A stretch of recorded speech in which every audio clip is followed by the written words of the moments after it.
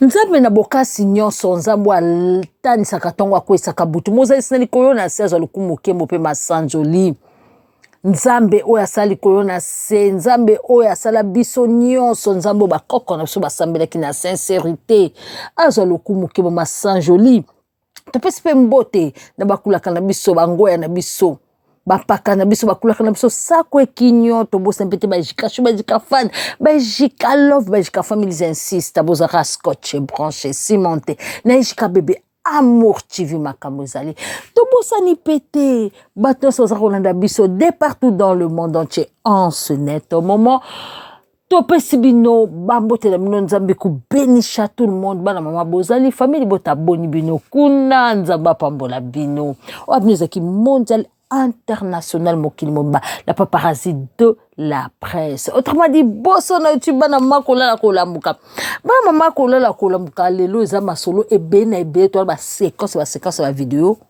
bo simba bokebi to bandina nu na Dacosta makambo elekaki na Dacosta ya somo toyoka Kakosa kimaka Loriane bazara sous les siko lala te muto futa ndaku azala ka lisuté ko muto ndo futa la Loriane ndaku zara noko la banso ndi ko bazara ministre tant ba bala ni afuta sunda ku tendo moni ba kelela ka siko lala ko ba kaboni na Dacosta comme ko kede osaba vina ye ko laksa Loriane ba banda na ba pede na basi Loriane akoka li susu te ndi sala ki Loriane Dacosta ba kabwana Dacosta kuma ko fana Dacosta nga kufa soki zaki mwana mwasi osanga te Dacosta nga suka akoma ko fana na hotel na bon marché wana sera za na tala lokolo mukelo kwa tige o balote kana super ko muni ba tige mo ka kaleza tala mbanja tige munene me ba tige kota na kati konda ambo Dacosta kingo nyo se sili mutu etikali munene lokwa kisimbi to sole kana bon marché to monene nga zo na hotel nzamba sungi ozuma souffle suka yango bino batoko za bengrabo bon remarquer ba nyonso basele ingratitude na monde baboke ba vile bango eshua bota ba nyonso maboke obasi apoto basalela bango oyo basala ki ingratitude bo mona ba vile bango nyonso eshua Dacosta kanisi lokwa azui moi pas po ye Londres de Fosongi olobi wow tika ce qu'on a sakana na la kisa Loriane face nanga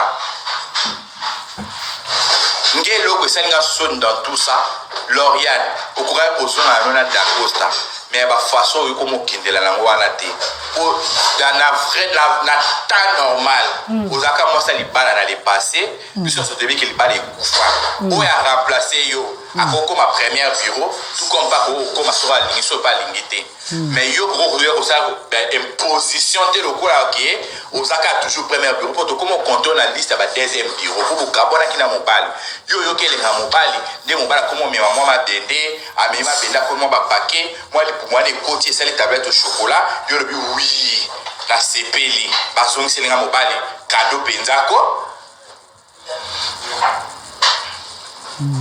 so linga mobali na bakuwa na fala ki po yebisa ke bébé tant to bala ni Kota Sport pour le côté ici Dacosta Sport ils a complexe ya moi sa poto oh et le côté ça Dacosta Sport complexe ya moi sa poto on mona ka nzoto ndeti na moi sa poto so ayeki chasa ba oyiba ngaye makambo siko na faire otoba etula mwasi ya poto etula ya mwasi ya poto atopesi mura mbongo alobelo topopesi te mura moto na biso te tondima na biso mura de la presse po aza ndeko na biso aza collègue na biso les loups ne se mangent pas entre eux tomilianaka te tokomiliana me tozonga nsima tozongi moto yo etulo ya mwasi ya poto ne etula mwasi ya kisasa po bino bayebo abetula bowela mobali mwa gigolo entretien babi aza deux fois bowela mobali ya deux fois bino mutu bozobebisa penza babala ya Kinshasa deux fois nde bowele po mura olo bango bien na obandela ngo betula mura koloba te ke asalisi so mobali alieli bende nde ifo babala ye po alieli bende po Dacosta azalaka mokie bilo nyonso mikie mokonda oyebisi biso azalaki lokola tige oyo batiaka ngombe po basalela barbecue kokonda na sene amemi libende bosiko biso tosani te na libende na ye mabe basi ya poto boza epuis mwasi babia na bana wana bandeko te obengisa na Angleterre bino bwaka mayele te siko ti ozosunga bino bozwa place ya Nzambe osunga mobali moko boye asa abetelaki na ye to baki mongo abeteli mobali moko azanga tina yo ozwi ye ozosukola ye mpo osali azala yo ozokasa ovaa na yo oza mwasi ya bagu na ye ntango azalaki na pauvreté oyebi mibali baka moko bazoba mibali baka bazoba na bandeli ata azalaki na mwasi moko akano mais soki ozalaki neka ntango azalaki pauvre ntango akozwa mbongo akozwa mwasi moko achina te ya mokuli ya mokie ya mokuse ya monene ya mwana mokie mais akozwa kaka mwasi moko ata mwasi wana yo oleki ye ma ozwa kaka mwasi wana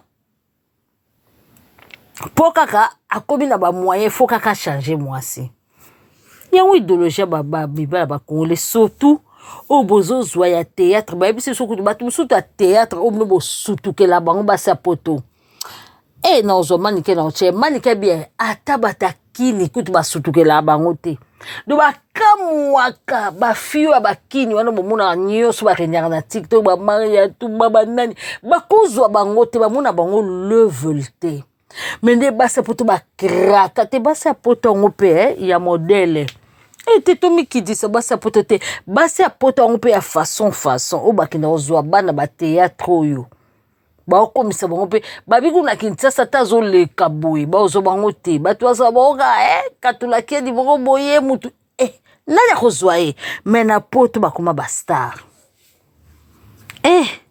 basi ya poto pourtant na poto to wana mibali ebele biso tokokelela te to wana ba Brazzaville so lingi mutu ba mangala kaka Brazzaville bazali so lingi Brazzaville toza ba show olinga angolais so lingi angolais te do ba mangala bazana o misatu ata ba gabonais musu ba kumol balingala bana mama ba belge kutu musu ba bakalingala nini kaka bana nyango na ngai bozo luka nini pe bolingi nini dakosa sakana na bino ka boye mibala ngo mpe batete basakana na bino kaka na bapaster basakana na bino na Dieu m'a dit yango bino bino mosilama te pardon après la kosa ki mara Lauriane bo Lauriane bazara sune siko lala te muto futa ndaku ya azala lisusu te bo muto na futa la Lauriane ndaku zara noko na bango so ndeko na bazara ministre tango babalani afuta su ndaku te ndo moni bakelela ka sika olala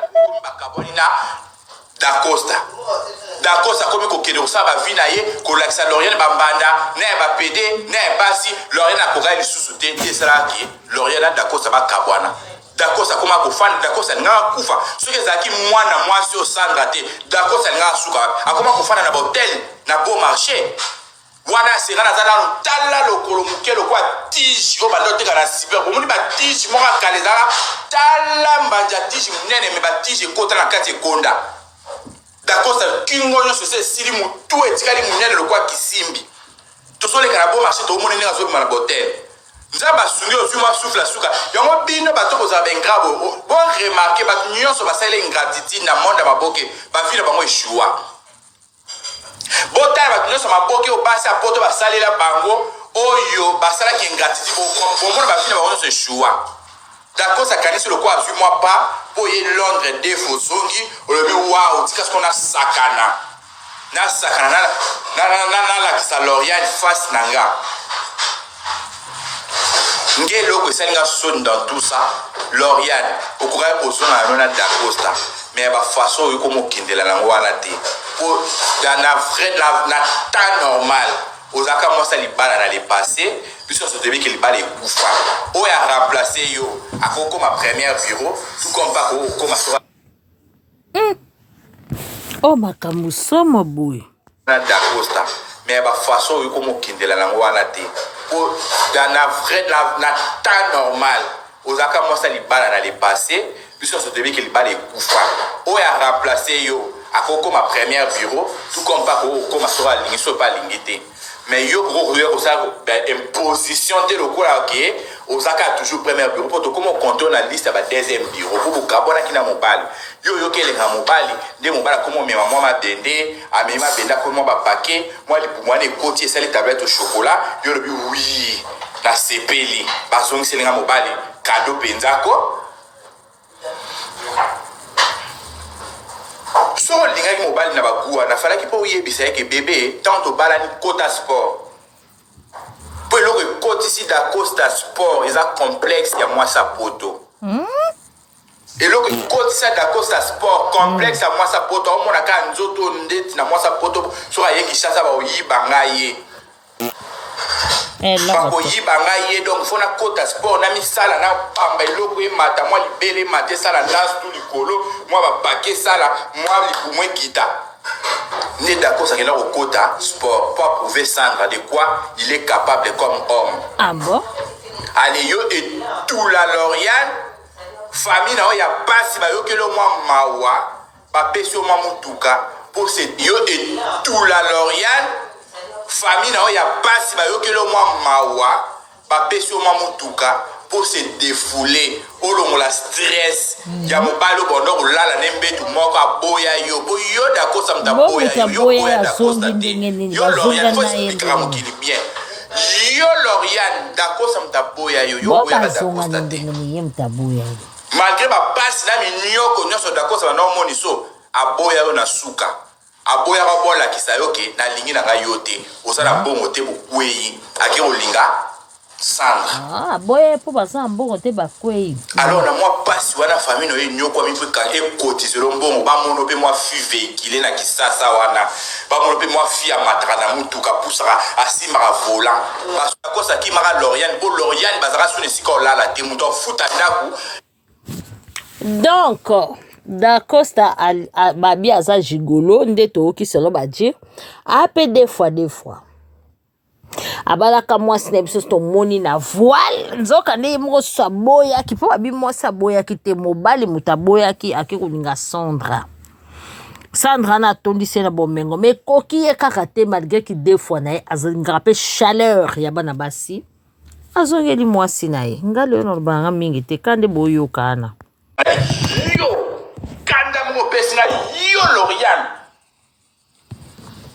après tu as commencé à dire que bah jeto zo pour bah jeto au pour bah jeto ni mbanda no davina na kisasa kuto koka ete au koka le ya poto tu ya poto combien de jours yo Lauriane mbanda no davina kuto ya kisasa koka ete davino a théâtre koka ka fia poto moi ça d'accord kilomètres zawa ma chérie au wapi na kibo moi sino na mabele no kuto peso mutuka te e peso nda ba fanda te famille ka fait ça la yo bosko tu ya poto na ngo yesa Poso ki poto me oya kala na ninga famille pour famille pe konta ona masola poto te ba ba konta ko sa fia ki sasa ba muno za bonne vie okoyela ba mobali na ki bo moi sino moto ya poto ba sa ki bo yo kanda mo pesi na yo Lauriane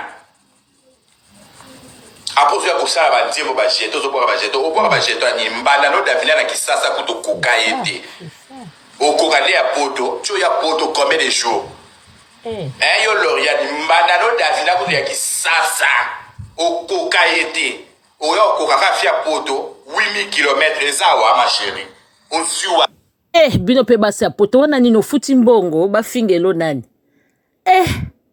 bafingelo mwasi ya d'Acosta ndako basi ya poto mususu bon toza na biso bakalite ya basi ya poto ebele basi ya poto ya bakwiti ebele bango basalaka bascandale wana na kati ya réseau sociaux oyo basila soni basi mosusu ya poto basala bavi moko boye toyebi na biso mpe te donc mosusu mpe eza nango kindoki toyebi mpe te bavi mosusu basala banganga banini toyebi te bamakambo oyo tozokomprendre te basi oyo bazokomprendre kaka te ya kobengisaka d'Acosta tosuki mpe wana te gigolo mosusu grâce mwana na bandaka mokie na kijigolo na ye en tout cas bafi mosusu bebi auti potoli na bamama kinga bapesi yo mobali na makingo boyi ariasho azwi akende kosisa mwa bomengo ne nyonso tu wana na grâce ye kaka kitambala na motu kimbangiste somo mon amour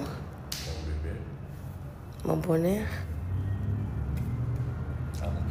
Mon roi. Je t'aime, papa.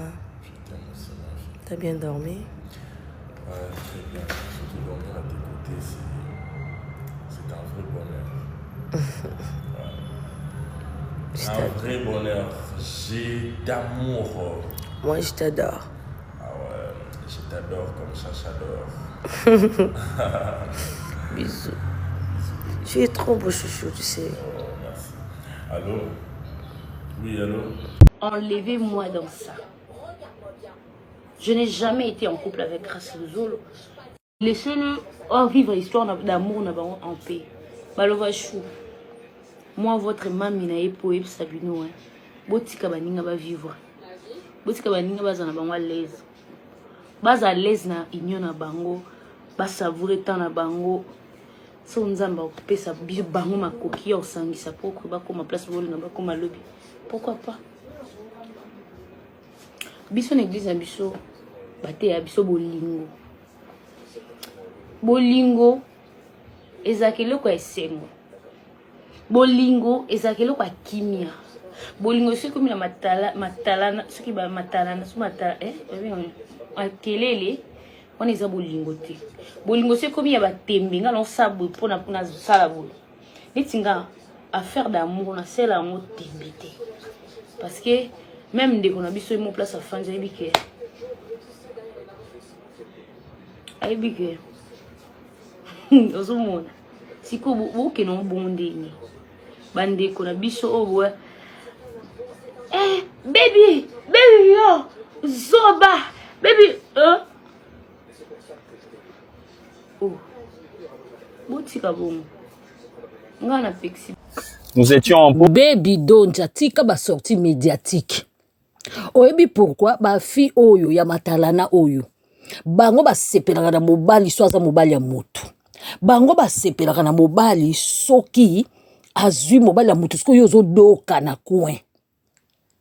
Yango moni ba osaba mise en scène oyo, ba osaba mise en scène oyo, ba so pesa na ba cadeau, ba nini, po ba yebi ke moto mona coin azo doka. Comme Esther ngala se wa bimela bino pasteur yona ke ko bondela makingandi po makingandi atele na sepo ye akokate sa matalana ba mabala ya boye tozuto ebisa bino za na ba filme moko esila ka Baby Donja bino ba fumuli bala ete ya bino na kibuzoberi obozana ngo yo utaki potote yo zaki pembe nya mama kinga mobala oswande ya deux fois po balingani bango na bango Chacha azala 43 Mamba ba partout zebima awa. Ye grâce aux autres azara deux fois côté mso zongi mobile, côté mso zongi mwasi. Kala mingi te to kanga Chacha d'or awat. To kanga Chacha d'or. Mwana na biso ya ba mongo to lingake. Tote ko kanga Chacha d'or awa na makambo ya mwasi na ya kilele. Ye mo pa koma ko ndima. Na ba partout ba kinoko sala. Siko yo okasaki grâce ba choix yo zo sa okasaki grâce à sa mobile oyo ya niveau na yo ndenge yo kendaka no bakimbangiste yo moko loba ko uta na base yi na pauvreté o uti pembe na mama kinga penza oyeba poto soki 4 fois Baby Donja okobongisa ba parents na ote après bokenda ba binzambinza bokangi ba kitambala vert o ba parents baza bandoki ba parents bakoza mo pe bandoki to bakoza bandoki te mais yo sala choix na yo choix oyo ko sala kitoko na bandoki ba okima yo yaya décision ya kitoko kozwa pona vie na yo na sata imoka okite chemin na yo pona nini ozui décision ya bien bino kaka yo Baby Donja kaka biso bateya ka biso bolingo biso bateya ka biso boy bakoteya wana yango edokisa bino mututi yo bakoteya yo tina age nini bateya ka mwana mukie po akola na age adulte yo komi nango foka bateya yo pozwa décision ya vie na yo ozo yawa botika na siku nozo lela mobali yo kozwa nde grâce deux fois alokayi etambala lobi yo sambela yo ba ko sambela ngo oto yebaka kala yango ka ezaka lelo mobali abanda jigolo tongo abanda ki deux fois tongo ale yo zui olati kitambala komi femme pleureuse pa mamo langi obi mobali aboya ko simba nyoso puka ba mona bino en couple o kuna kutu na yo kai alokuta mobali moko ya milangwa mobali ya batu bakaboni kana mobali ne mwasi ne 2 minutes ake lokochi mobali ana milangwa chena ndako balati voile ale balobi ba na lipamboli ya mamo langi eke babala nzoka nde babala te nzoka nde baonyoko mabala nzoka nde bazomona bapasi chacha d'or mobali lokola grâce ezoko arranger chacha d'or mobali penza vina eza grâce wana po yesu akeki 43 grâce akeki deux fois baye bakutani basangani basali o bango bakoki kosala bakobota bana na bango o 43 ti grâce azokende pa ya chacha d'or ayebite ke chacha d'or aza 43 ayebi aza leleti omote bolingo na wosiko ekomi bien parce que grâce azana yo bane ko meme toke ko samela na gimbangiste toke ko sa ya linga ki na yebi logo wana te ba choix ozo sala lelo yango de ko déterminer futur na yo to avenir na yo ba choix kaka obi choix ko bebi selo vie mobimba neti chacha d'or asali choix ya bien. Pour ceux qui mobali mo ya sérieux tonga to lela chacha zu mobali ye 43 muta ba partout muta to yoka ki butupe moi lo pipi le kaka moi ba whisky makasi tonga to lela mais so chacha zu grâce et ça que bénédiction pour na yo grâce à tika yo pour grâce à ça succès yo a chini yo baby pe osaki mukolo na ye ndeka chacha mukolo na ye ya luka ka ba fimo ba mikolo ya ba 4 ans ya ba 3 ans grâce aux olomona c'est que banda una tongo amwana muketa musuna âge mais akola na kati na kijigolo ya kindo kita musu ba pesa na famille na bango yo baka na biso outa bazai olala tila ba epa banda ka ba tendresse famille a pauvre ozaki na muto kozona kisasa te mama kinga lokoti yo tala ndeko kenda ko sala choix toleka na biso na mama mususu apesa moto segina ni manzo video ka Voilà, oui, cimetière. Mais tu vas na bango ba biloko liboso ya cimetière. C'est ça qui m'étonne de plus. Wenze. Presque na cimetière.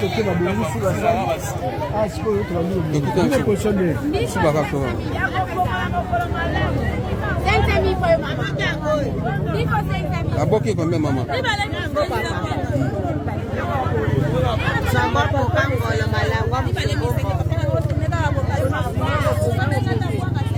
Naoya, naoya mama. Baate kana cimetière.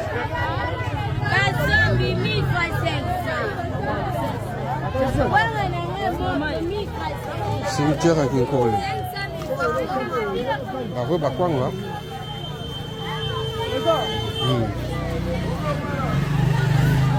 Bate kaka liboso ya cimetière te il faut qu'on respecte ba mort mais na poto to monaka ta mususu ba brocante ezo salema to ba marché moko boy so eza pemi na cimetière ba oteka na ba liboso wana na poto siko eza rende bon soin okomona pe liboso wana mona ba café peza na ngona pemi na cimetière ba oteka pe ba fleurs surtout le 1er août bate kaka sikoyo eloko o esalinga na lakisa bino avant to kotala mama Marcelo na mama mususu esali bien ndenge kinoa akomoteka liboso ya cimetière kwanga bato pe basombi balie pona kolongola somo oyo bapaster bakosa bino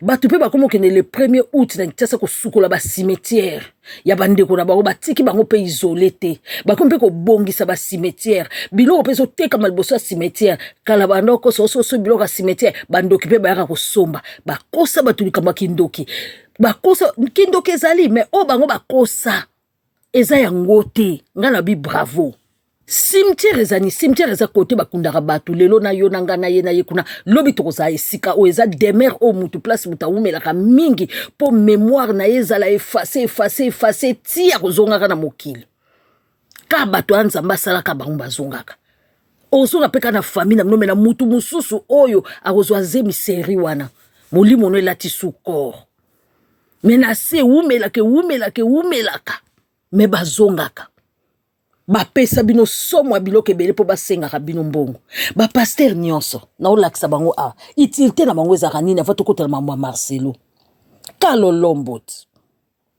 kalolombo utilité na bango ezalaka nini tala ndenge lelo bavwami bakomi na mbongo bozoloba lelo mwana kutino yiwi bino bokotikala kabwe bana kutino nde bakozala na bana bajibe lokola kongola li kozala fana kwiti bana bajibe mutu bazali wana bango na ba ministre na bana bakutino bino te bino il faut bozalaka na mpona badimi na baofrande pesa bino bango basalaka te bino nde bondima peuple oyo ya naïf bondima bokomisa bango na esiko bozali mpo babangisaka bino basimetiare babangisaka bino demo azoya bokomi ntina baniveau opesa bango ba 10 000 ba 100 000 likolo ozokobanga demo bokomi na niveau babika makambo mabe esama na cimetière siko bakwango na bamanini na bamakemba bato so bayi kokunda bato tala hypocrisie ya peuple bakosomba maboke wana bakolia bakobosaki baa na cimetière so nzaleka bakosomba maboke bakomela yango bato bakoma kolinga cimetière mingi bakosomba bakwanga pembe bakokende lia na ndako mais ntango bakokosa bango bakosa su bango te au fait eza problème ba pasteur ote eza problème yo so okuti yuma moko boy okuti bato mo baza bantaba be il faut utiliser bango pour na faveur na yo yango bana ba jibe bana ba ya ba kofi ka bango bazali ko na bino bana ba kutino bana ba Mike Kalambai bazali ko lo bana bino pour buzobeleki. Mes chers amis, ça c'est à l'église, hein. Ça c'est à l'église. Des pères de famille, des mères de famille, regardez ce qu'ils font, regardez. Même ceux qui vous ont ramené la religion, cette religion-là, n'exagèrent pas comme ça. Des gens perdus. Donc nzamba loba po oluweye il faut ça la makamba bozo ko tourna kana mabele ozo ko saponi ba passer bo wa tourna ka bongo te ale so ba sakani na mino ba sakani ba misusu ko tuna église ba komo longola ti bana basi atombolo elamba onction ya ko kotisa ko baka baso bako en plein air tala pe moi sinzo tonzo ta pesi mababaki o wana ni bozo luwe nzambe tala siko ba mindela ngo ba ya na bible basala te makambo sala te mais bango siko ba tonga ba gratte ciel o biloko mokilitika bongo bango ba ila bino bible ndeni ba wela biloko mokili. Je suis musulman, j'ai été musulman, je suis sorti de là il y a 2 ans. Qui ont été à la Mecque, ma soeur qui a été à la Mecque, ma mère qui a été à la Mecque, et même le jour où moi j'ai découvert ça il y a de cela 2 ans, j'ai sorti tous mes enfants de là. Tous. Plus jamais ils ne poseront les pieds dans cette merde-là. Je m'excuse. Voilà. Mais c'est ainsi. Voilà. Et il disait tantôt, le monsieur là disait, Taoufik disait tantôt que l'islam grandit. Il ment. Parce que chez nous, en Afrique noire, les mosquées se vident, on se réveille. L'islam n'est pas à nous. Les crimes sont nombreux. Moi, ici maintenant, je pouvais dire que j'étais musulman. Je porte quoi comme nom et prénom? Ce nom et ce prénom ne vient pas de mes ancêtres. Le crime est tellement lourd. Ils nous ont brisés. Ils nous ont détruit notre dignité. Ils nous ont rappelé notre nom, notre prénom. Mes ancêtres savaient lire, écrire. La science, l'écriture, tout venait de mes ancêtres. Aujourd'hui, les Noirs sont décérébrés. On ne sait pas qui on est. Et ça, c'est l'islam qui a imposé ça. Quand on dit que l'islam est une religion de paix, c'est un mensonge pur et net. L'islam, j'ai été à l'école coranique, je vous le dis. Quand on me faisait insulter mes ancêtres, je ne savais pas que c'était de mes ancêtres qu'on parlait dans ces livres-là. Et nous, comme un con, on répétait. On nous faisait même enregistrer ce livre dans notre crâne sans savoir que c'est l'horreur même, c'est la division entre nous même qu'on est en train de nous apprendre. Et on retournait les Noirs les uns contre les autres. On nous utilisait les uns contre les autres pour détruire nos familles. C'est ce qu'ils nous ont fait. Mon père a été imam, je vous le dis. Mon propre père a été imam. Ma mère est revenue de la Mecque il y a à peine 7-8 ans. C'est la même chose. Jusqu'au jour où j'ai découvert de quoi il s'agit, Cassius. Je ne dormais pas, je ne faisais que pleurer.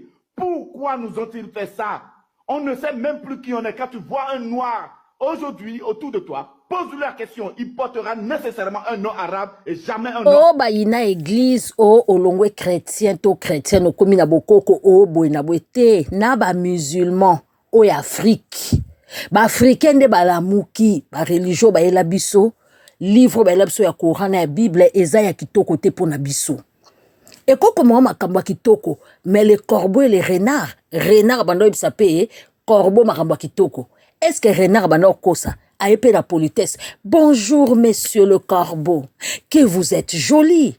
Abike azane jolité. Ndenge lobike, royaume des cieux eza pona ba pauvre.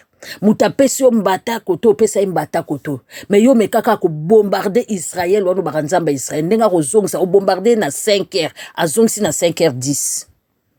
Ata na 5h02. Pona bon dima. Kolinga mokili te na biloko nango. Mais bango ba ila bino Bible ba linga mokili. bozo kati na banzela mai bozo kufa po boya ovana na mboka na bango ya kolia komelezali koyiba te bango moko bayibaka baero nyonso na Bible. Abraham akena okosa Pharaon ayaka na mwasi o babalanaka inceste leki na ye Sara azui Agar ke komisi esclave bo komisa ye héros.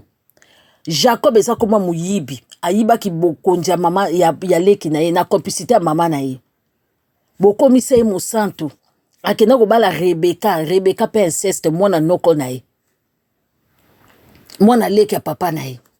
Donc bino nyonso ezaka kitoko oya bapaya bo mwende bokoma 10 000 euros à chacun, j'ai besoin de 3 personnes. 10 000 euros, la deuxième personne, j'ai besoin de 3 personnes seulement. 10 000 euros, merci mon frère, que Dieu te bénisse. J'ai besoin de 5 personnes, je vais aller comme ça, qui vont donner à Dieu 5 000 euros à chacun. N'attendez pas que j'arrive à 10 euros. N'attendez même pas 100 euros. En fait, je suis en train de... Tellement je vois Dieu grand, je vais t'amener dans cette dimension de voir Dieu très grand. Amen. Voilà, 5 000 euros qui veut mettre Dieu en épreuve. Vous voyez, ça c'est à l'église. C'est un pasteur qui est en train d'arnaquer des fidèles. En euros, 10 000 euros. Et puis après il descend un peu. Mais il ne veut pas arriver sur les petites sommes. Ceux-là, c'est des arnaqueurs, c'est des voleurs, c'est des braqueurs, c'est des brigands, des criminels. Ce ne sont pas des hommes de Dieu. Celui que vous voyez ici s'appelle Jules. C'est un pasteur d'une église qui s'appelle CEPAC. Voilà vos oins de Dieu. Il habite à Orléans. Et voilà ce qu'il a fait à sa femme. Donc, on ne touche pas aux oins. Voilà ce qu'un des oins vient de faire. On ne doit toujours rien dire. N'est-ce pas? Comme c'est un oin, on doit se taire. D'accord? Décembre 2024, le 7 décembre 2024, voilà ce que Jules, le pasteur de l'église CEPAC à Orléans, à Saran, voilà ce qu'un oin de Dieu a fait à l'enfant de Dieu. Voilà ce qu'un oin de Dieu, Jules, homme court, 1,10 m, a fait à l'enfant d'autrui. Donc, comme nous sommes les enfants de Satan, comme Brenda est l'enfant de Satan, voilà ce qu'il a fait à sa femme. Voilà. Donc, on doit toujours se taire. Vous qui nous dites qu'on ne doit pas parler là, on ne doit rien demander aux ouins. Voilà ce que vos ouins font. Voilà un ouin. Voilà un ouin de Dieu. Voilà vous-même. Donc, je vous mets son adresse. Je vous mets tout. Voilà un ouin. Donc, vous-même, dites-nous ce qu'on doit faire. Dites-nous qu'est-ce qui doit se passer là. Il est à Orléans. 10 000 euros à chacun. J'ai besoin de 3 personnes. 10 000 euros, la deuxième personne, j'ai besoin de 3 personnes seulement. 10 000 euros. Merci mon frère, que Dieu te bénisse. J'ai besoin de 5 personnes. Je vais aller comme ça. Qui vont donner à Dieu 5 000 euros à chacun. N'attendez pas que j'arrive à 10 euros. N'attendez même pas 100 euros. En fait, je suis en train de... Tellement je vois Dieu grand, je vais t'amener dans cette dimension de voir Dieu très grand. Amen. Voilà, 5 000 euros qui veut mettre Dieu en épreuve. Vous voyez, ça c'est à l'église. C'est un pasteur qui est en train d'arnaquer des fidèles. En euros, 10 000 euros. Et puis après il descend un peu. Mais il ne veut pas arriver sur les petites sommes. Ceux-là, c'est des arnaqueurs, c'est des voleurs, c'est des braqueurs, c'est des brigands, des criminels. Ce ne sont pas des hommes de Dieu. Hein? Et des gens sont là en train de les encourager. Ce ne sont pas des hommes de Dieu. Ressaisissez-vous. La dîme, c'est le salaire des hommes de Dieu. Ça n'appartient pas aux orphelins. La dîme ne peut jamais donner un orphelin. Un orphelin ne jeûne pas pour toi. Un orphelin ne chasse pas des démons. Un orphelin ne prie pas pour toi. Un orphelin ne poursuit pas les sorciers. Un orphelin ne se consacre pas pour te bénir. Un orphelin ne prêche pas pour délivrer ton âme. Un orphelin ne t'apprend pas les principes du royaume. Tu ne peux pas dire que je prends ma dîme pour aller donner un orphelinat. Ce n'est pas une dîme. Parce que la dîme, c'est quelque chose qu'on prend pour payer un homme de Dieu. C'est le salaire pour le service de l'homme de Dieu. Vous voyez ce monsieur-là, ce pasteur-là, il est en train de dire que la dîme est le salaire des hommes de Dieu. Abomination. Abomination. Un homme de Dieu n'a pas de salaire, monsieur. C'est dans quelle Bible tu as vu ça? La dîme, là, ce n'est pas le salaire du pasteur. D'abord, le pasteur même, là, ce n'est pas un lévite. Le pasteur, là, ce n'est pas un lévite. C'est un berger de brebis. C'est une charge qu'on t'a confiée. Toi, tu n'es pas un lévite. La dîme appartient aux lévites. Les sacrificateurs, les vrais sacrificateurs, là, c'est à eux que la dîme appartient. Et ils sont consacrés à l'œuvre de Dieu. Un pasteur, là, Toi, tu es pasteur, puis tu as business, tu travailles à côté. Toi, tu es un... 2000 €. Viens chercher ton enveloppe. Ce n'est même pas pour toi, c'est pour ta famille. Ce n'est pas une offrande, c'est une sémence. 2000 €, viens prendre. Si pour cette fois-ci tu dois faire saigner ton compte, ça a tout un sens. J'attends une mère, un père. Ce sont des générations. Si c'est tout ce qu'il reste, il faut aller avec la foi jusque-là. Ça dit, moi-même je ne croyais pas qu'il y avait des femmes aussi qui faisaient ça. Ça dit, après que leur mari ait fini de débrouiller les gens, elle aussi, elle s'implique aussi dans ça. Et elle trouve des mots pour dire, non, ce n'est pas une offrande, c'est une sémence. Elles ont toutes les techniques pour dépouiller les gens. Et ceux aussi qui n'ont pas l'amour de la vérité, ceux qui n'ont pas la connaissance de la parole, leur donnent de l'argent. 2000 €, 5000 €, 10 000 €, d'autres même 25 000 €. Vraiment, ressaisissez-vous. Ça, c'est à l'église. Distribution d'enveloppe. Viens prendre ton offrande. Est-ce que c'est forcé? Le pasteur va vivre de l'argent de l'église. Un point, un trait. Ça te fait mal, faut sauter. Cale en l'air. Quand tu me vois voyager partout, chaque mois, chaque 2 semaines, mes voyages me coûtent entre 14 et 15 millions. Quand je vais avec le SAP, je monte de faillite à 20 millions de voyages. Je fais ça 2 fois par mois devant vous. Ça fait près de 40 millions par mois. Tu me vois toujours partir là. C'est 40 millions par mois. Multiplie ça par 5 mois. Ça fait 200 millions. Donc tout ce que vous payez aussi à l'église, ça sert à entretenir l'église et à payer les hommes de Dieu. C'est normal. Vous voyez l'arrogance de ces hommes-là. Quand ils prennent votre argent là, vous voyez leur arrogance. Un pasteur qui est arrogant. Vous savez ce qu'on appelle l'orgueil? Ça, c'est l'orgueil. Et quand il parle de « je voyage, j'entretiens l'église, on paye les pasteurs », j'ai dit que la dîme ne sert pas à payer des pasteurs. Un pasteur là, toi tu voyages, tu fais business. Tu ne dois pas utiliser la dîme des gens. Parce que si toi tu payes dîme et puis on utilise ça pour d'autres fins là, tu ne seras pas béni. On ne paye pas pasteur. Pasteur là, ce n'est pas... 10 000 €, c'est pas beaucoup. Viens devant l'hôtel rapidement recevoir cette offrande, cette enveloppe, je prie pour toi. Viens rapidement, cours devant l'hôtel prendre. Tu as 10 000 € de sacrifice que tu veux faire. Avance devant l'hôtel, viens chercher cette enveloppe de mes propres mains. Je vais prier. 10 000 €, ce n'est rien. Pour ceux qui ne le connaissent pas, c'est le pasteur Raoul Wafo. Il se dit même docteur de la parole. Là, c'est à l'église. Il est en train de dire que 10 000 €, ce n'est rien. Et là, c'est à l'église. Vous voyez, ceux-là, c'est des gens qui viennent chercher l'argent au nom de Dieu, au nom de Jésus. Leurs ancêtres ont pratiqué ces mêmes scènes au temps de Jésus là-bas. Quand vous lisez Matthieu 21, il est dit que le Seigneur Jésus-Christ avait fouetté les marchands du temple. C'est les ancêtres de ceux-là que le Seigneur Jésus-Christ avait fouetté en son temps là-bas. Ce sont des bandits.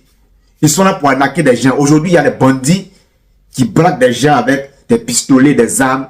Mais ceux-là, ils braquent des gens avec le nom de Jésus et puis la Bible. Et puis les pauvres fidèles deviennent leurs marchands, ainsi de suite.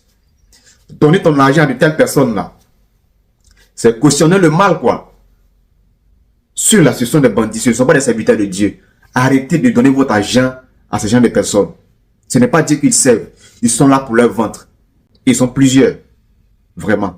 Bota là, millionnaire, il y a des pasteurs. Il y a des fois, Joël, Yvon. Oh, yo bantaba be, ya ba Congolais, surtout RDC de Kela Mungwa, bataba be, oh ya batamangala, ba komisi bango siko ba sa. Nous avons décidé de travailler la main ensemble. Nous avons décidé aussi de veiller les uns sur les autres. Je suis le gardien de mon frère, je suis le gardien de ma sœur. Nous refusons de nous faire la guerre, non. Basali union sacrée pambate parce que balbaka union fait la force, hein? Balbaka ndenge wana. Ba monika ke ba mama ije kamo ba bima kuna, ba fungola misu. Ba komo fungola peuple congolais misu. Ba papa ije kamo ba bima kuna. Réseaux sociaux bima kuna. Ba komi ko sa procès bango moko. Biso tozwa ki gouvernement to lempa bango to fuka misa président. Sikoyo réseaux sociaux bimio kende bo komi omoni TikTok bazo bakamba Marcelo. Siko viola o pe boye bit. Viola o akima États-Unis pour les États-Unis sa buzoba boete. Akima po asala viola na mwana moko ya mukie. ya église ye pas na kati ya union sacrée aye kokumisa aye koloba e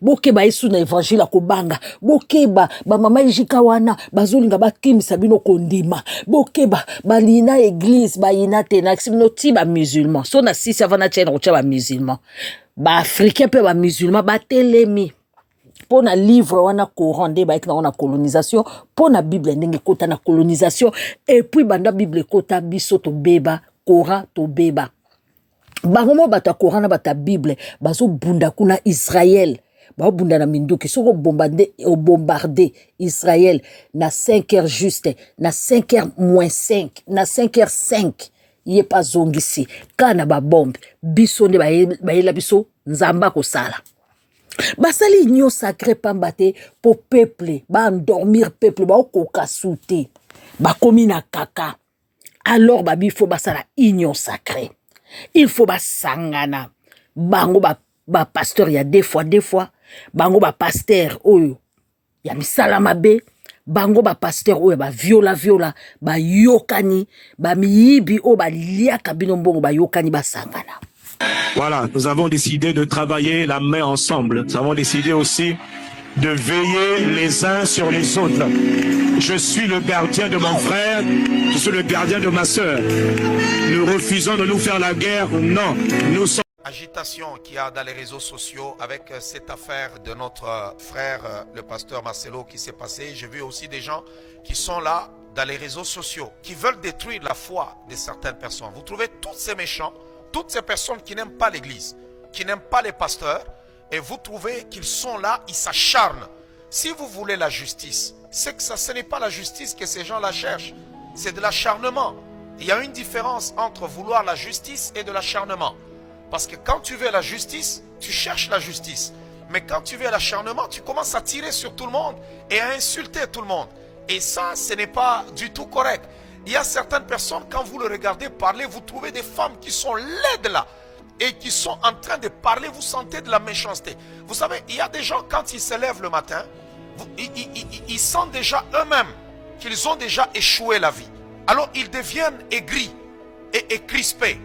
Ah, ils sont là, les pasteurs là, et ils font ceci, et ainsi de suite. Mais écoutez, ils appellent les enfants de Dieu les moutons qui sont dans les églises. Les moutons de qui? Ils ne vont impressionner personne. Ce n'est pas parce que tu as allumé ta caméra que toi tu vas déstabiliser la foi d'un enfant de Dieu, ou je vais abandonner de suivre Dieu à cause de toi parce que tu as abandonné la caméra. Et la plupart des gens, ce sont des gens qui ont déjà échoué la vie. Il y en a qui en ont fait leur métier. Donc tous les jours, ils ont la caméra et ils sont en train d'insulter, ils sont en train de parler. Et quand vous regardez ces gens, ce sont des gens qui ont déjà échoué la vie. Ils sont troublés. Alors quand ils te voient le matin, toi tu parles, tu es bien. Les pasteurs là, ce sont des voleurs. Toi tu connais où on a commencé avec Dieu. Si aujourd'hui on se retrouve millionnaire, on est ceci. Mais tu connais où on a commencé avec Dieu. Ce n'est pas parce qu'on est pasteur qu'on est voleur. Alors quand tu connais ton sauveur, tu ne te laisses pas perturber par tous ces voyous d'internet, à toutes ces personnes-là qui disent du n'importe quoi. Parce que... challenge bo basala na réseaux sociaux kuna bango babanga kabiso bazo banga do bakoma ka réseaux sociaux boko ka moto boko sangana bolenga bakoma ka afinga biso toza led azo finga biso makambo ebele boko banga kabiso bata ya réseaux sociaux ba led bo finga pe bamsu ba le boko koma tina ko finga Marcelo yana komi na sambolongati afingi bino fobo bima ba deux fois no bosali ba union sacrée. Bino fobo bima na poisa bo libérer peuple congolais. Lelo to moni vraie identité ya ba ne touchez pas le coin. Bo monde bo bimi na poisa bo komi na ko boma. Ezaka biso te éveil spirituel nzamba telemi ba koko na biso ba telemi nzambe mokeli na nyonso. Abimisi bino na poisa.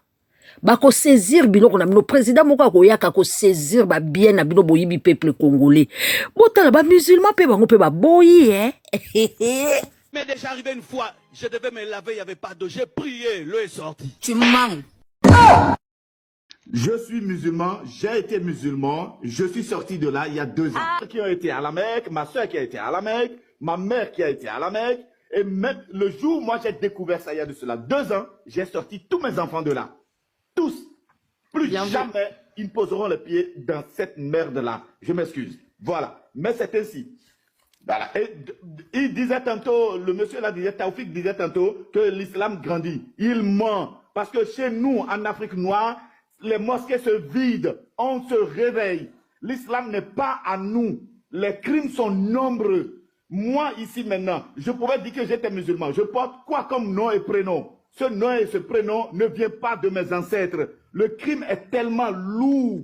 Ils nous ont brisés. Ils nous ont détruit notre dignité. Ils nous ont rappelé notre nom, notre prénom. Mes ancêtres savaient lire, écrire. La science, l'écriture, tout venait de mes ancêtres. Aujourd'hui, les Noirs sont décérébrés. On ne sait pas qui on est. Et ça, c'est l'islam qui a imposé ça. Quand on dit que l'islam est une religion de paix, c'est un mensonge pur et net. L'islam, j'ai été à l'école coranique, je vous le dis. Quand on me faisait insulter mes ancêtres, je ne savais pas que c'était de mes ancêtres qu'on parlait dans ces livres-là.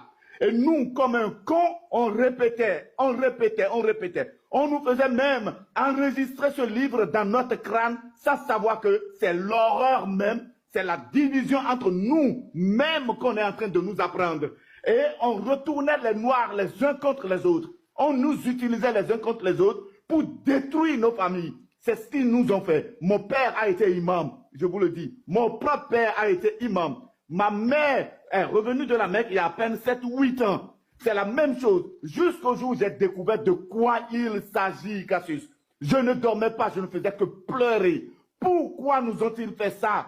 On ne sait même plus qui on est. Quand tu vois un noir aujourd'hui autour de toi, pose-lui la question. Il portera nécessairement un nom arabe et jamais... Mes chers amis, ça c'est à l'église, hein. Ça c'est à l'église. Des pères de famille, des mères de famille, regardez ce qu'ils font, regardez. Même ceux qui vous ont ramené la religion, cette religion-là, n'exagèrent pas comme ça.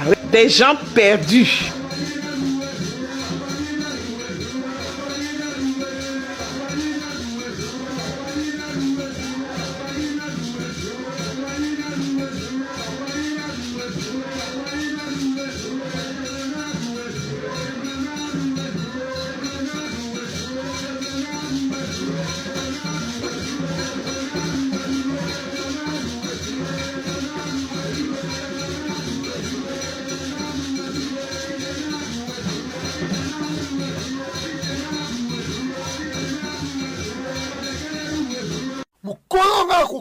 À niveau de France, Marcelo.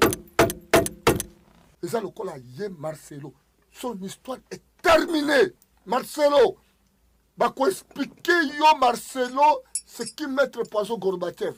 Satan de Poutine. Bah, quoi expliquer yo. Tout là-bas, bah, quoi expliquer yo. Marcelo, yo, la combat qu'on les kangaïté. Dans le kio la combo. Musika yo. Marcelo Moni Babiloko.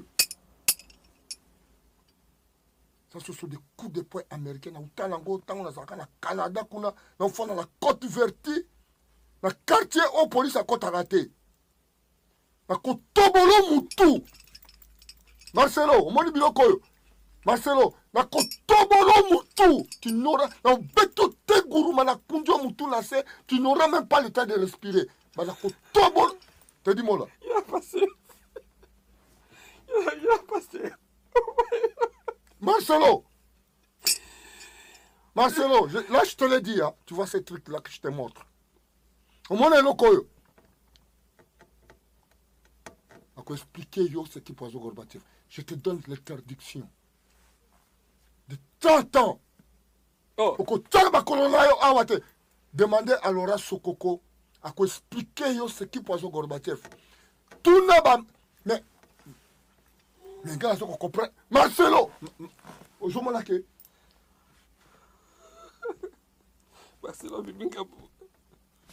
Marcelo, vous avez cherché des problèmes là où il ne fallait même pas. Pardon déjà. Ah, bah pardon, écoute, moi, je suis catholique. Oh, non, attends, moi je ne suis pas un catholique. Où tu connais Mamoutou? Apprenez au Senga, pardon. Est-ce que Moutou a la mouka? Attends, vous commettez des erreurs, mais nous comprendre que tu n'as pas dit minaye. Bah, on dit bébé. Vous avez une église, un crétin, un homo sapiens, un australopithèque, un oustiti. C'est un véritable oustiti. On dit que la kisenga longinaye, na joué longinaye, na tali yango, yango na tchèque, c'est un oustiti, ce petit singe là. Pareil! Avec lui. Vous avez une koyoka ba mateya, ya Ntoki Mobimba. Un violeur qui commet des erreurs. Yo mama ozangi eloko ya kolia na ndaku. Ozana bana na yo, ozangi na alipa. Mais okolela mbongo ava na poto, okobeta lokuta, bazui 100 euros batindeli, bazui 200 euros batindeli. Ozui yango okotiela mabonza, mais toi-même tu es en train de souffrir. Et vous rendez riche déjà pareil. Yo nyama moko boye. Na ba sapota mo etengama ozo ba makama sap. Yo zo na mboma ko soma elamba yo. Yo ibi prier elamba yo. Yo lingi biso ba peuple zéro, ba peuple congolais tous à la salité. Biso nous avons ta salité. Et puis le nom de Marcelo Tunis, c'est pas congolais ça. Ouais, bon attendez.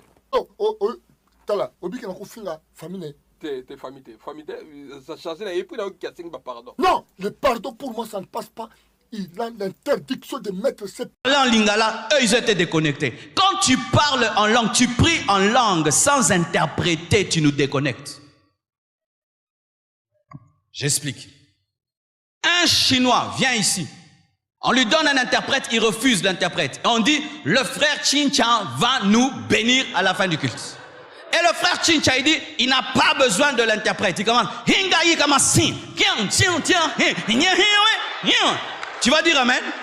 Tu vas dire amen? Mais il est en train de prier Dieu. Il est en train de prier Dieu. Mais pourquoi tu ne dis pas amen? Parce que tu ne comprends pas. Et lorsque si tu parles, tu pries en langue, tu pries en langue, tu pries en langue. On ne comprend pas. Aujourd'hui, je me répands. Moi-même, je me répands. Vous aussi, répentez-vous, répentons-nous. Bon, j'espère que vous avez regardé la première vidéo que j'avais postée l'autre fois.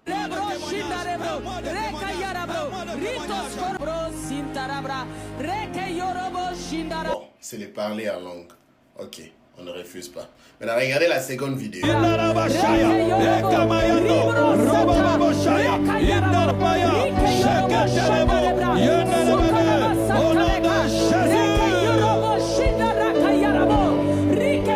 Le pasteur Marcelo, c'est un idiot. Je m'excuse, en tout cas, mais c'est un idiot. C'est un idiot qui ne maîtrise rien du tout. Qui est toujours dans les impulsions. On dirait qu'il ne réfléchit pas. C'est pourquoi vous dites, c'est-à-dire, on ne vient pas parler de la part du Christ ou je ne sais pas, sans étudier. Il faut faire des études au moins. Ils sont là en train de se maquiller, de se camoufler. Ils n'ont rien fait comme études. Les études, là, quelqu'un qui a fait des études, cela c'est voir, c'est simplement par sa façon de réfléchir. Par sa façon de réfléchir, vous verrez. Ils se sont fait des diplômes, je ne sais pas, confectionnés ou derrière leur maison et n'importe où. Et ils viennent vous dire, ils ont des docteurs dans telle ou telle chose. La façon de réfléchir là ne cadre pas, ça ne marche pas. J'ai suivi son intervention tantôt, c'est-à-dire à l'église. Déjà, je ne vais pas rentrer du point de vue biblique, tout ça, parce que tout ce qu'il a fait est hors la Bible. Et contre la Bible, contraire à ce que dit la Bible. Mais je vais aller du point de vue sociologique et parfois même moral. C'est-à-dire, même dans ses propos, il va jusqu'à dire que non, la belle famille lui demande 800 000 $ et que lui était prêt à donner 250 000 $. C'est-à-dire, c'est quelqu'un qui ne réfléchit pas. 250 000 $, il est dit de manière, j'ai envie de dire, de manière orgueilleuse, quoi. Il a 250 000 à donner, ok. Mais il a eu ces 250 000 €. Ce qu'il ignore, c'est il donne de l'argument à la justice. La justice peut l'interpeller. Si c'était en Europe ou en Occident, je ne sais pas, aux États-Unis ou au Canada, tout ça. On l'interpelle le lendemain. Comment ça, tu disposes de 250 000 et tu le dis ouvertement et puis on ne te connaît pas comme un homme d'affaires. Tu l'as eu où? Par quel moyen? Par quel moyen as-tu eu ces 250 000 que tu parles avec aisance, avec facilité, de donner 250 000? 250 000 oh, c'est-à-dire, le gars, il doit s'instruire, il doit se calmer. Il est trop impulsif, il agit ou... Bon, il n'agit jamais, il réagit toujours. Il n'agit jamais, il réagit toujours. Il est toujours impulsif. Toujours, je ne sais pas, sentimental, émotif, on dirait une femme. Mais non, un homme doit être un homme. Un homme, c'est pas comme ça. C'est pas comme ça. Toujours en train de dire des sottises, des choses qui ne cadrent pas. Et voire même, il est allé plus loin une fois pour dire L'église catholique est une salle d'attente, tout ça. L'église catholique est, je sais pas, mauvaise, tout ça. Mais il ignore d'où vient le christianisme. C'est-à-dire, le christianisme vient d'où? Le christianisme vous est parvenu par qui? Qui a écrit le christianisme? C'est-à-dire la Bible. Qui a rédigé la Bible? Qui sont ceux qui ont rédigé la Bible? N'est-ce pas l'église catholique? L'église catholique sont propriétaires de la chrétienté, c'est-à-dire du christianisme. Ils sont propriétaires.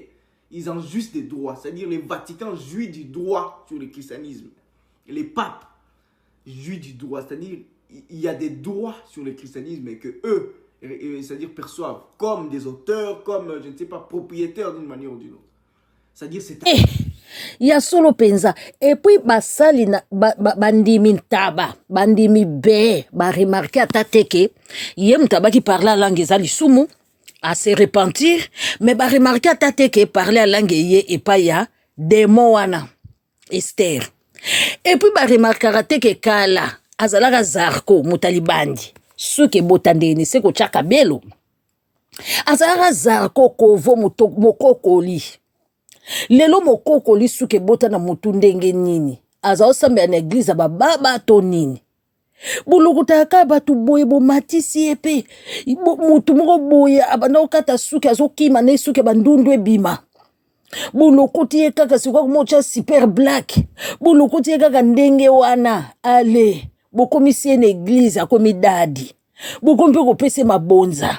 Bakamane pe bakomo kote la Congo. Akomi pe tina sommet. Akomi pe na président de la République. Nzokande Rwandais. Moi si pe o apesa ki adresse à BBL. Nzokande ndeko na ye Rwandaise. Bota la moi si ango soki Cornélie. Azalaka na ye papa la ba mona ka ma pasta ko molata ba sexy na église. Ma pasta ke ko chimbuki sena. Azuke ba chimbuka na sima la ko molata sexy. Lokola amoni pe basi mususu o nzamba sala bango grâce biso nyos apesa bango ba misuni ya ba poitrine tika ngai pe na lebi ko tshaba chiffon nakende ko timbuki sina ekoma milai boy etala kaka boy ba teton likolo mawa wapi ba wen Chérie. Oui, ma beauté.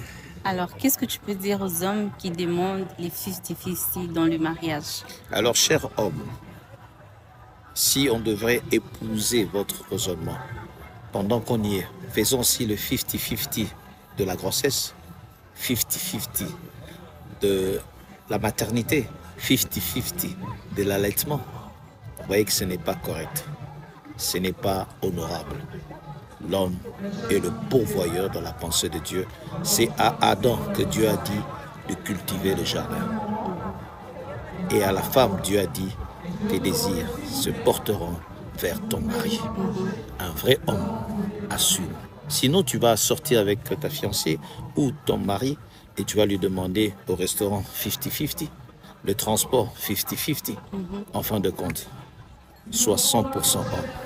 Que Dieu bénisse. Que Dieu bénisse abondamment. Amen. O komela masangeza lisumu. O koyibe ezali sumu, o BBL ezali sumu, ba plante ezali sumu. Moi si on apesa ki adresse à BBL yeyo, o ake funda biso. O kozwa ba voke ezali sumu. Me ye wana couleur pendia jaune ya basi anganda. Robi sexy atimbuki sika kamabele boy, tirki oye. Pasteur pe kuna pe tango bano die du beni sa lozu pe 200,000 na yo tindi. Ba mouton yo. Ba ntaba beo yo. Bato ba na colonisation esclavagisme. Tala ma pasteur. Créayo eke zongi lokola Jezabel na kati ya Bible. Ozomona. Asalisa na bazolo na ba munoko bakumolo basiko malembe. Mobali pakati suki yombo nde yombo. Ale yo mitikala. Yo demo awa demo kuna. Bango bibie la demo azate. Lelo bakezo basavoka bondima. Oya bengami la kombo ya pasteur Marcelo Tunasi biso no soto yebiye. Alingaki a violé mwasi ya maître Abed Kayembe, madame Cornélie Kayembe, pona na kati ya bureau na ye. Alobi tango autaki France aye, pasteur akokaki ko supporter taille ya mansi ya maître Abed Kayembe te, atuni ye ke ndenge nini taille na ye komi bongo, alakisa ye nani asali yango. Pour elle, alobi ke mwasi ya maître Abed Kayembe, madame Cornélie Kayembe, apesaki pasteur Marcelo numéro ya téléphone ya chirurgien na Turquie yango ntango mama Blanche akei baopere ye nde mama Blanche akei kokufa. Donc ye azali accusé mwasi ya maître Kayembe ke azali mutu oyo asali ke madame Blanche aya na kati aya kokufa. Na minute oyo tozoloba boye baconfrère na biso ya Afrique du Sud bango mpe bazosala memema bazokende kodepose plainte kuna na Jobour parce que ye nde tosi toidentifie ye toza na adresse na ye toyebi ye tozwi na nkombo na ye bakodepose plainte kuna. Encore bato ya Kinshasa babanga français soko oyebi mwa français no atoza na balakini ozwi bible okomi pasteur okomi oteya bango na français yo oza na mboka bata mangala yo osomona chinois na mboka na ye azoloba français na kati ya Chine ba complexe o mais ba voka na bino ba juge ya lingala ba porter plainte na Afrique du Sud kana lingala sko bino boteya na français yango ba église etondaka mais boza na pays moko lingala phone tala bato wango kaka bayaka kaka muna bayaka ba kovo batia basuki batia bakabelo to bayaka bandundu bakoma koloba bango papa no ba mindele we papa ngo bakoma ko boma nzuka de basase ba frapper bandoki ale bantababe baonji ba yango na lobby eza tabata Kinshasa eba monela bango po bana no flou mwasi to mobali ozaka na poto tinda ba pastor mbongo ozaka na ndoki na bandeli mwasi mobali mwasi mobali na poto tinda ba pastor mbongo basambela ozana ndoki otula ozana yo pe na ndoki ya vina yo bakoyi ba millionnaire c'est fini le boko ba kaka bana na bango botika grâce ya Coutinho kasi bo vomise papa ne Coutinho ndumba munene alingaka ba chel bino bana ba jibe mpiana ba kutu ba musicien kutu profane na longola ba po ba sala kata disque ba kota ka pema na bango ba bwaka bato mabanga bazo mema bato bafingela bango poto me ba oyo bazakata na be kolte lelo lokwa yoki bazolo baki ba be kolte ba opito te alinga fungola na mbongo kaya bandimi. Filmez ma main, prenez ma main. Des choses sont en train de se passer dans les maisons des gens. Des choses sont en train de se passer dans les maisons des gens. Des choses sont en train de se passer dans les maisons des gens. Remacha, Kanyake, Soutalabayeke, Indalabayandelebe. Que vos maisons soient saturées de la gloire de Dieu. Que vos maisons soient saturées de la gloire de Dieu. Et Père, Père, Père, Père, Père, Père, Père.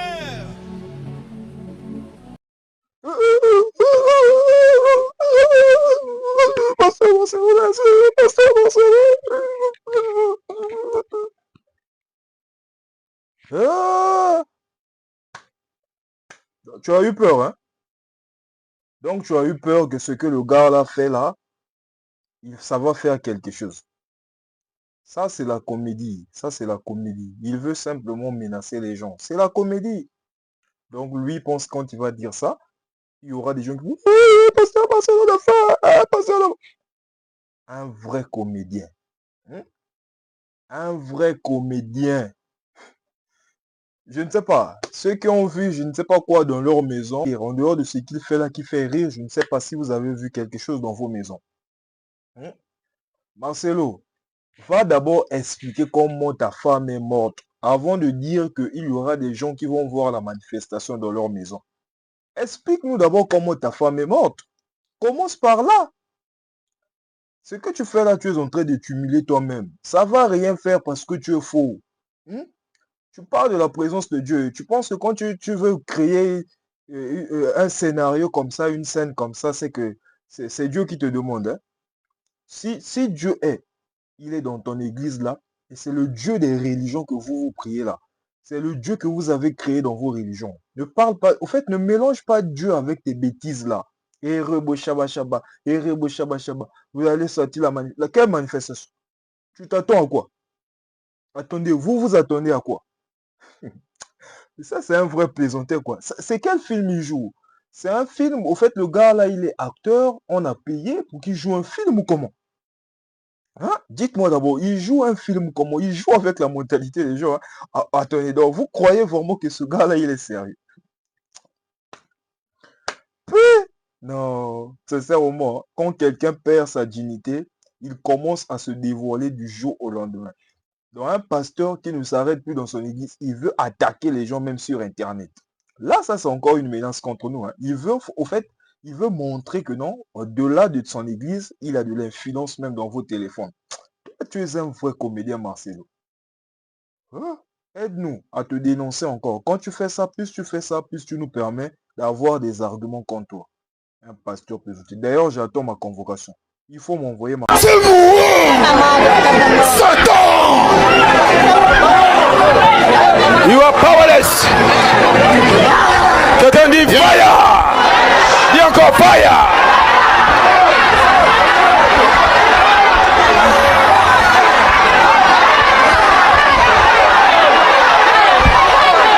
Vous voyez, tellement la séduction a atteint un certain niveau.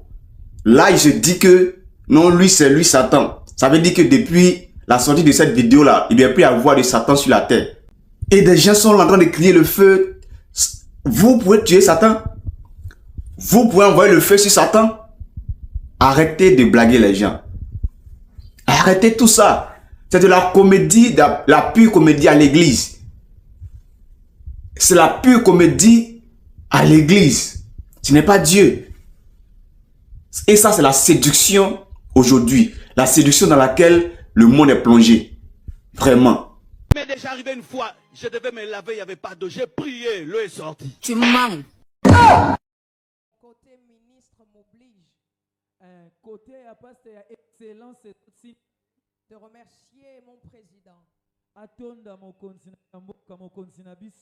Son Excellence Félix Antoine Tshisekedi Tshilombo. Papa Félix Antoine Tshisekedi Beton. Pour la confiance qu'il m'a donnée et cette confiance qu'il donne aux jeunes. Je remercie également la chef de notre gouvernement. Son Excellence Madame Judith Sumina Tuluka.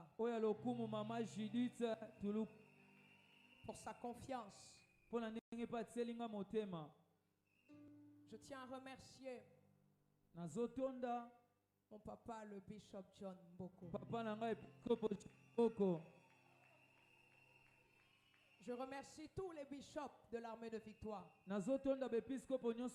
Et si je comprends bien Congolais obongate na vie, donc papa na continue sasi bana bato ateite azu bambongo. Atikeli mwasi ne emi kutino. Sasi ba mama balie bambongo siko mwana na bango. Ye muta hérité so sa komi pasteur. Après les so mwana na bango ke so na gouvernement. Bana ba jibe kutu bazala ta na gouvernement, ba mama na bango ba bundi ba jibe kutu ba tekaka na bango nini. Ka bana ba confirme ba ozali kolo na bana na bino. Na lobi mabete. Bino ba mama boke na opesa ba 10 na ba papa. Bo pesa wa ba offrande. Lelo bo critiquer nini. Oui. Kaka bana ba deuxième république bango na bazalite. Bana ba Bemba Saolona, ba Tshisekedi bango ka bana ba deuxième république. Bino Congolo zano kidiba ba sala nini. Et bon, mon Moïse Mbi était à Mokitania Tatanae. Banema ba Mokitane. Bana mamo langi bo mona raté. Boko doka. Ce qui peuple congolais zaka naïf. Au fungo li misute. Génération à génération. Na bana na bino boza colonisé par banoyo. Eza bongo. Peuple congolais bana bino ba otanga classe oui. Ba okene ba université oui. Mais ba suka ka kote kanguba. Ba cop. Ba kopesa ba otata ba postuler. Ba opesa ba poste. Te po ba bana ba bola. Po baza bana oya ba pasteur te. L'église bana mino ba koteya te. Kaka bango so akufi bino bono kopesa ko kama bonza. Ba famille na monde ezala ba riche. Mamola ngina papa lengi ba kufi bana mo baza ba bola te po ba kosa ki peuple congolais. Tala li gablo oyo to magasin oyo eleki ba magasin nyonso. Koleka kosala ki pasteur ezate. To moni ke biso no soto simba ba Bible to kosa na biso peuple congolais to zora mbongo chaque dimanche chaque lundi. Kopu moko te eleki kopu eleki pétrole. Eleki koteka pétrole na ba minerai. Tane ba ko ba riche. Et puis ba okosa baza ko banga réseaux sociaux ko ningisa bango. Botika te bandeko na ngai 4e pouvoir. Bazo kokate. Tane to kangi Marcelo abomi. Ozo comprendre? Marcelo tande to kangi. Mais gouvernement zo kokolo bate po kopa gouvernement ba Marcelo ba ya ba endormir peuple. Si ko kopa na biso pe bata réseaux sociaux ezali poto dénoncer bango. Bana mama oyebi ba pasteur o bakana ba karma belenga na yebi famille mo bwe bana wana bazana ba karma. Mais tellement maman na papa ba forma bango ba yibaka peuple congolais ba comment ba pasteur au monde na ba libota ba pasteur au ministre azate avocat azate docteur azate bazawa na kaka osala na église baliaka mbongo église bakabulaka kenota na via ba mama olangiti au monde docteur moka ya mayu ya linga pe kaseya ministre azate bana na bango nyonso batikali kana mabonza na ya basi na ya mibali ba yuzaka basakanaka na peuple congolais botala makambo Là, on tourne à pasteur Marcelo. Pasteur, est-ce que Moussala au Pesa qui va nous défendre basali yango bien? Ça fait une semaine, hein? Maintenant, on a sur le terrain, bah, on a pema. Pour défendre, c'est facile, Gangela bango lisusu. Pour la monnaie, si tout le monde gangela qui bango bayo qui bien te. Gangela bango touche lisusu. Pour apparemment, bah, au kokate. Bakokate dossier à makasi bakokate pema na réseaux sociaux yo pozo constater te pema bakokate gangela bango lobi donc bamsusu kutu pesa bango bambata po apparemment bazo ki la dadi te dadi yo il faut bayokela yo il faut bayokela benda bango mato beta bango bambata po oganga ki bayoki yo te ndeko na ngai ba okotele ndeli li duso okote za te réseaux sociaux kangi bango catch bazo banga te évangile la peur oya komeka kozala maudit oya komeka ba kobibisele ngolo na mutu okozwa malédiction à génération de génération ne touchez pas mes coins poni ba okoko maudire bisote ba yebiti ne touchez pas à mon coin biso kutu tozana biso ba coin na bango te bantaba na bango te ba okoka te ndeni. Pour mon qui va passer mon évangile la peur, ndoki par ici, ndoki par là. Oh, 666 weza code ya mélanine, côté ya mélanine na biso. Ba kokata côté na Google te batala 666 ezanine. Démon ceci, démon par là. Talarana makambo. Bazo yeba ke muto abomi mwasi na ye, mais bazana makasi te, ba banga malédiction. Mawa. Pasteur Marcelo Natuna. Pourquoi 6 mois avant mort ya Maman Blanche, de janvier 2024, si tu comme en mois de mai, pourquoi tout le temps dans ma prédication, tu parlais toujours de la mort de Maman Blanche? Bon, là, dans ma prédication, il y a Pasteur Marcelo, de janvier 2024, mois de juin. Quand il prêchait, il disait toujours, des fois avant d'akanami tout, n'a qui blanche à Koufi, est-ce qu'elle n'a cococa? Ba veuve na ba veuve basa akandenge nini. Un jour pe na koza boye blanche azate, comment je vais me retrouver? Pourquoi tout ce temps tu parlais seulement de la mort, pas pour toi, mais aux accomplis exemple il y a mort, il y a blanche. Ceux qui blanche azate, ceux qui blanche à Koufi. Un jour on a la blanche à Koufa. Pourquoi? Ma prédication ana. Est-ce que Ezalaki ka koye la yo boye to Ezalaki il y avait quelque chose dans ta tête? Et là juste question parce que non tout à ma prédication na yo 6 mois avant mort ya Maman Blanche. Bon là de ma prédication ya pasteur Marcelo 6 mois avant lui ya Maman Blanche. Quand il prêchait avec on mentionné toujours sur la mort et sur la mort wana Azakocha toujours combo, il y a Blanche Kandolo. C'était pourquoi? Tu sentais quelque chose? C'était pourquoi? Tu savais quelque chose? C'était pourquoi? Il y a trop de pourquoi dans cette histoire. Il y a trop de pourquoi. Pourquoi 6 mois avant l'Iwa, il y a Blanche Kandolo, tu parlais toujours de la mort. Et mort, on a exemple, il y a qui Blanche à Koufi. Est-ce qu'un jour peut blanche à Koufa boati qui n'a bana na osuka ndenge nini osuki obali leilat Aïcha. La question est ça, la question est ça. La question est ça. Semaine au penza. Le quoi semaine au nazozonga mboka ngai Dubaï. Donc je suis là dans ma live ma campagneuse. Boni kuna nazako ya Denis Nyake au 1m18. Nazako ya préparé. On a zakoya to sila na ndenge koki. Ngana ko répondre bana bata maboma te. Ese ngana ko répondre bana bata maboma ba fimo bazali ba wazalendo tangaka. Ngana ko répondre bata bongo te. Oyo Sandra Mudimbi. Il faut qu'elle soit binobo que Luka Batou, intervention, tout ça là, bon. Mais j'arrive tout de suite. Hein. Attendez-moi, dans quelques minutes, je viens. Hein, je viens, on va s'expliquer et puis on va finir cette affaire, quoi, comme il faut. Hein, première dame, la biso ya mungwa. Moi, si à Kolembo là. Na libato azanga mafuni, wana o ya masoko papa là, o amétis wana ya kuivo jaune. Nazako ya. Oyoki? Tout à l'heure, on va se bagarrer comme il faut. Ok, ma chère Denise? Oh, la femme de président. J'arrive, bébé, hein, tout à l'heure.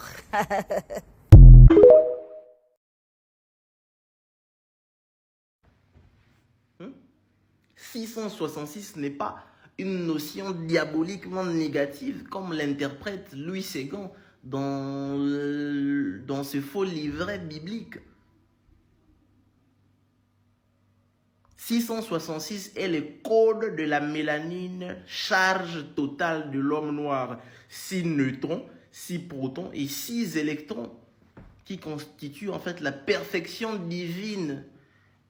Voilà pourquoi l'Occident s'était tant organisé à conquérir le monde malhonnêtement et à vouloir détruire les détenteurs de la connaissance primordiale qui était le kémite, le Kem, donc l'homme noir, l'homme africain, comme ils avaient l'art de détruire machiavéliquement quelque chose qu'ils n'aimaient pas, alors ils ont même voulu détruire donc la chose, la culture, pardon, jusqu'à son noyau. Jusqu'à vouloir même faire croire à tout le monde pendant plusieurs générations que le code de la mélanine, dont chimiquement est 666 protons, neutrons, électrons, est diabolique, alors que non. Mais heureusement, par leurs horoscopes, ils ont bien vu que la vérité reprendrait ses surfaces. Alors comme ils avaient aussi l'art, parce que l'Église et le gouvernement impérialiste de l'Occident, je répète, ils ont l'art de détruire, et quand ils veulent détruire quelque chose, ils vont le faire jusqu'à l'os, au noyau. Ils se sont mis à menacer la mélanine, mais ils n'ont pas réussi. Voilà pourquoi ils ont quand même dit, il reviendra avec une marque de la bête. Ce n'est pas une marque de la bête, c'est la charge totale de la mélanine noire. Bienvenue dans l'ère du Verseau. Mes chers amis, ça c'est à l'église, hein. Ça c'est à l'église. Des pères de famille, des mères de famille, regardez ce qu'ils font, regardez. Même ceux qui vous ont ramené la religion, cette religion-là, n'exagèrent pas comme ça. Des gens perdus.